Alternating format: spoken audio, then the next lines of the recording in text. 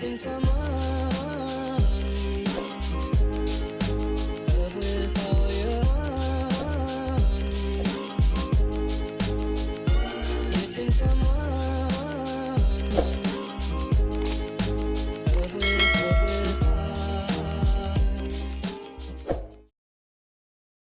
What's up, guys? Welcome back to my channel. So this week I'm going to do a transformation on a client of mine who normally gets creative color done.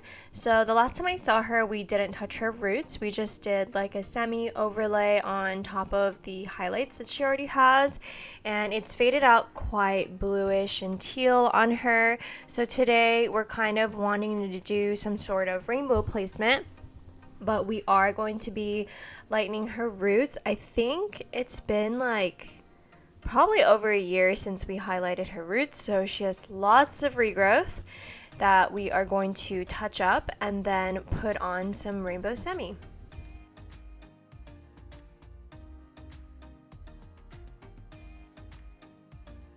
So in the past, we used to do like really heavy highlight all over, but if you look closely, I left a few, maybe like 2 inches from the nape out, and it was because she was noticing that the underneath of her neck was kind of breaking a little bit, so we just opted to leave that part out, and it's been making really good progress and growing.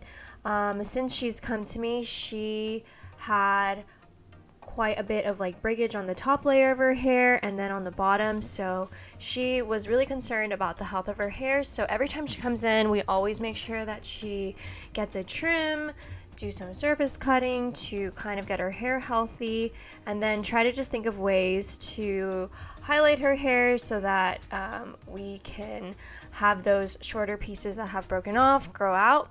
And over the years, I have seen a lot of progress within those shorter pieces on the top, which we were both so excited for. And finally, we feel like her hair has been able to grow lately and get fuller on the ends, which is really great. The other thing that I do want to mention, I'm not sure if you can really tell through these clips, but her hair is more on the coarser side, and she does have quite a bit of texture to her hair. It's not necessarily like super straight. Her hair air dries pretty frizzy. So after this whole application, I am going to be doing a keratin treatment on her. And what we've noticed is that over time when we do keratin treatments, I can always tell where the keratin is versus where the regrowth is, where it doesn't have the keratin.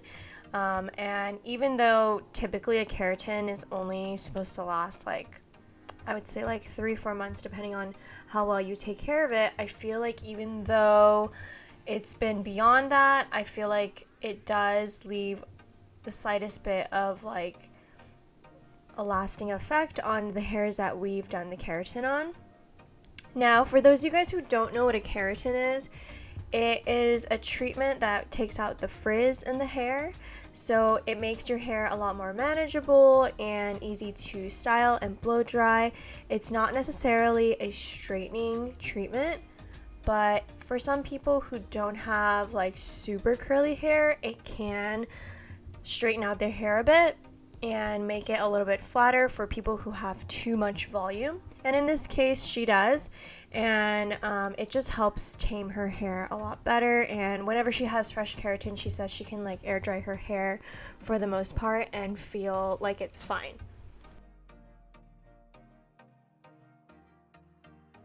Okay, so quick rundown on the way that I tackled her placement is we did a center section of slicing. So what I normally do on a lot of my clients is I will slice, take slices up the mohawk of the head, and since she has really long roots, I'm trying to keep my slices pretty close together to give her a really solid effect. Because she waits so long in between appointments, we do everything in foils opposed to just like a solid application, and I find that this also keeps your hair on the healthier side opposed to doing a solid bleach out even though we're doing creative color. So I'm just slicing her hair, and then my products that I'm using is the Blonde Me Schwarzkopf Lightener, and I use this a lot on a lot of my clients who are naturally dark because I find that this lifts the best for this type of hair type and texture. So I always start off with a lower developer in the beginning to start off the application in the back, and then I bump it up to 20 volume throughout the rest of the head. And after I do the whole application, I do make sure to kind of pop her ends in the dryer a bit. But when I pop the ends in the dryer, we just do like a medium to low heat, just to kind of mimic the body heat. Because her roots are so long, the body heat from her scalp is going to travel, I would say, to the midpoint of the length of the foils are at right now. And anything beyond that doesn't really catch as much body heat. So putting the ends of the foils into the dryer kind of helps catch up the ends to the body heat that is distributed from the scalp. So it makes it a lot even, and then it also helps with the lift a little bit quicker.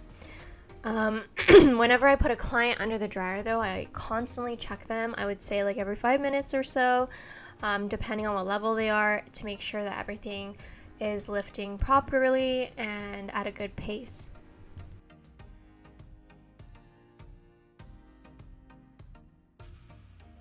So as I'm finishing up the sides here, I am doing slices. Since I already got most of that mohawk section out of the way, the sectioning on the sides doesn't have to be as close together, but I do want to make sure that my slices are see-through enough. And then you can see me carefully picking out any of the dark on the mids and ends to kind of brighten them up too, and try not to overlap onto any previous highlights. That part is incredibly important, especially if your client is naturally this dark. Any type of overlapping can cause some damage, so I always try to be super careful and take the extra time to pick out those pieces so that the client's hair is all right. So now I'm going to go in with my semis, and I'm using today the Danger Jones semi-permanent color. I mostly mixed up a lot of their neons to create like a really bright rainbow. And our color placement today, we are taking horizontal sections up the head, and she just wanted them to be like color blocked. And since we're doing a horizontal type of sectioning, I planned out which color is going to be on top according to what we both agreed on, and we both agreed that pink would look best. So I just worked my way and pre-sectioned the chunks of rainbow that I'm going to be placing. And I like to section up these pieces with chopsticks because I find that it's really easy for me to just take a really clean section and then lay the hair right over the chopsticks as I'm working through. It just helps and gets me a little bit quicker as I go through the whole thing. But this part was fairly fast. I feel like my application doing this whole thing was super easy, super quick, a very quick rainbow placement compared to other rainbow placements. And I feel like this is going to fade out really pretty, even though some of the teal and blue was still on her mids and ends. I wasn't too worried about it because it was pretty faded. By the time we washed out her highlights, a lot of it had lightened up a little bit. So if anything, I know we're going to be putting on like a pink on the top, and of course the pink is quite opposite to the teal. But if anything, it's just going to make those teal ends a little bit more smoky. But of course, on the areas that have freshly lightened hair, where it's mostly blonde at the root, we're really going to see what the true tone of these semis are. And then a little pro tip, whenever you're doing like rainbows and you're not pre-toning the hair like I did, by pre-tone, I didn't color the hair to kind of cancel out the yellow before putting on the semis, because I find that it just saves me time if I just put the semis directly on top.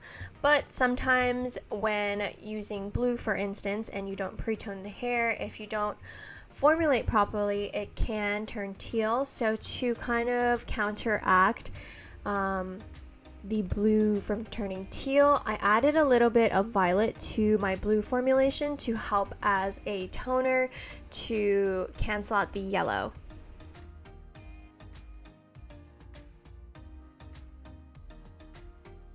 Alrighty guys, so here is the finished look. You can see that peekaboo rainbow on the underneath. We were so obsessed with the way that these came out.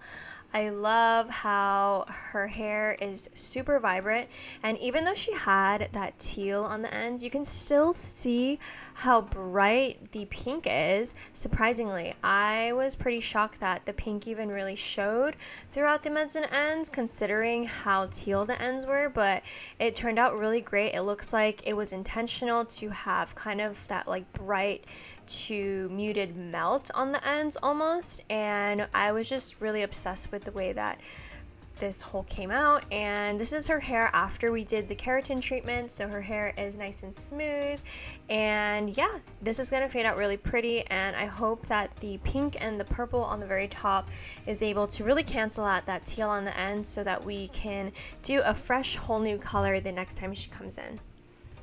Alrighty guys, that is it for this week's episode. Thank you guys so much for watching and tuning in, and as always, I will talk to you guys next week.